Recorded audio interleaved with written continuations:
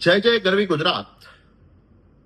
કેન્દ્ર સરકારના શિક્ષણ મંત્રાલય દ્વારા, ફરીથી કેન્દ્ર સરકારના શિક્ષણ મંત્રાલય દ્વારા, કોઈ પોલિટિકલ પાર્ટી કે પ્રાઇવેટ એજન્સી દ્વારા નહીં, દેશની શિક્ષણ વ્યવસ્થાનું મૂલ્યાંકન કરવા માટે એક પરફોર્મન્સ ગ્રેડિંગ ઇન્ડેક્સ, અલગ અલગ 70 ડાયમેન્શન્સ ઉપર એનું મૂલ્યાંકન કરવામાં આવ્યું. ખૂબ સારી વાત છે, અભિનંદન. અરીસો બતાવવા માટે. પણ આપણને ગુજરાતી તરીકે દુઃખ થવું જોઈએ. મારો આ વિડીયો ખાસ વિદ્યાર્થી મિત્રો, શિક્ષણ જગત સાથે જોડાયેલા લોકો અને શિક્ષકો ખાસ સાંભળે. દેશના 784 જિલ્લામાંથી 116 જિલ્લા સુધી ગુજરાતના એક પણ જિલ્લાનું નામ નથી. મિત્રો, આ જવાબદારી કોની? આ દેશનું ભવિષ્ય ક્યારે બનશે? અને નામાંકિત અખબારમાં એમાં 3 રાજ્યોના નામ હતા જે મોખરે છે. દિલ્હી, જેમાં આમ આદમી પાર્ટીએ શિક્ષણમાં ક્રાંતિ લાવી. બીજું રાજ્ય પંજાબ, જે આમ આદમી પાર્ટી છે. અને ત્રીજું રાજ્ય કેરળ.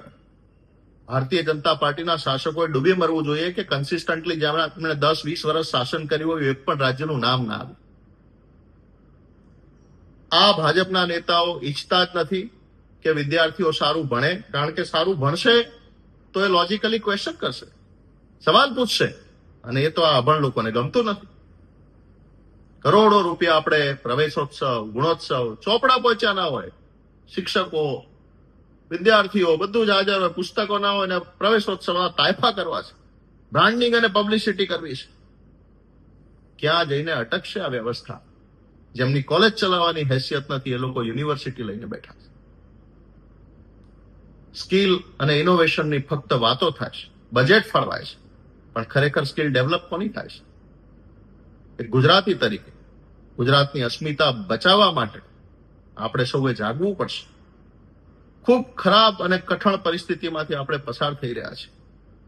આપણા માટે નહીં, પણ આપણા બાળકોના ભવિષ્ય માટે લાખો રૂપિયાની ફીસ ખર્ચીને આજે મોટા મોટા લોકો તો પોતાના દીકરા દીકરીઓને વિદેશમાં મોકલી દે છે. અને અહીંયા હાલત શું છે? આજનો વિદ્યાર્થી ડ્રગ્સના રવાડે ચડી રહ્યો છે. હજી પણ આપણે નહીં જાગીએ ને તો પછી જે પણ નુકસાન, પતન અને વિનાશ થઈ રહ્યું છે એના જવાબદાર ફક્ત ને ફક્ત આપણે હોઈશું. ખૂબ કરુણ પરિસ્થિતિ છે. સૌએ વિચારવું પડશે કે આપણે ક્યાં જઈ રહ્યા છે. મને એક વાતનો આનંદ છે કે જે મોટા મોટા કહેવાતા આગેવાનો ના કરી શક્યા, એ આ દેશની જેન ઝી કે આજનો વિદ્યાર્થી જાગી ગયો છે.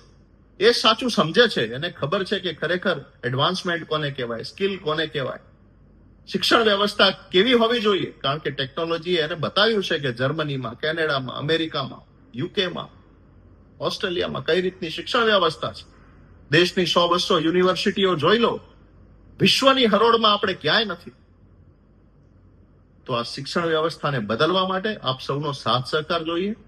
ચિંતકોએ, શિક્ષકોએ અને વિદ્યાર્થીઓએ સાથે મળીને એક બદલાવ માટે શાલીનતાપૂર્વક એક આંદોલન અને ક્રાંતિ લાવવી પડશે. કારણ કે જો શિક્ષા પાયામાં હશે તો બાકી બધું આપોઆપ ઠીક થઈ જશે. ગુજરાતની અસ્મિતાને વધુ પ્રચંડ અને મજબૂત બનાવવા માટે અને વિદ્યાધનમ સર્વધનમ પ્રધાનમ આ શ્લોકને ચરિતાર્થ કરવા માટે આપ સૌના સહયોગની જરૂર છે. દેશભક્ત બનીએ. આવો સૌ સાથે મળી અને ગુજરાતની અસ્મિતાને બચાવીએ. જય જય ગરવી ગુજરાત.